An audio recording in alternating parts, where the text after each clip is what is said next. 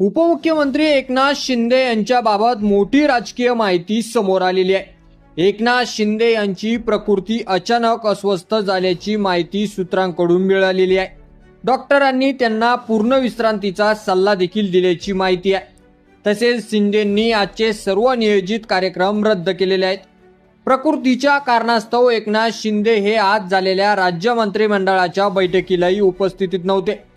याबाबत त्यांनी मुख्यमंत्र्यांना आधीच कल्पना दिली होती अशी माहिती देखील समोर आलेली आहे. दरम्यान या सगळ्या घडामोडीवरून शिवसेना ठाकरे गटाकडून जोरदार टीका होऊ लागलेली आहे.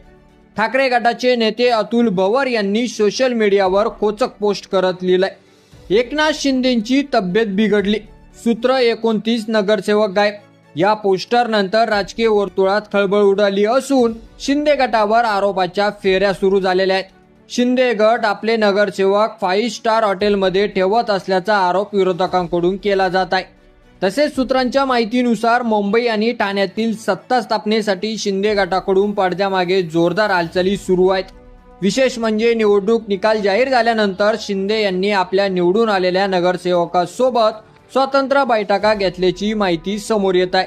तसेच सूत्रांच्या माहितीनुसार सत्ता स्थापनेपर्यंत कोणतीही फूट पडू नये म्हणून शिंदे गटाकडून नगरसेवकावर विशेष लक्ष ठेवलं जात आहे. याच पार्श्वभूमीवर नगरसेवक गायब हा विषय चर्चेचा केंद्रबिंदू ठरत आहे.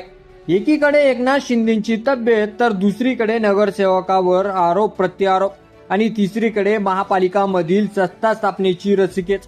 यामुळे महाराष्ट्राचं राजकीय वातावरण सध्या चांगलंच तापलेलं दिसत आहे. की या व्हिडिओवर तुमचं मत आपल्या कमेंट बॉक्समध्ये लिहायला अजिबात विसरू नका आणि असेच नवीन व्हिडिओ पाहत राहण्यासाठी आपल्या मराठी एल्गार या यूट्यूब चॅनलला सबस्क्राईब करा. धन्यवाद.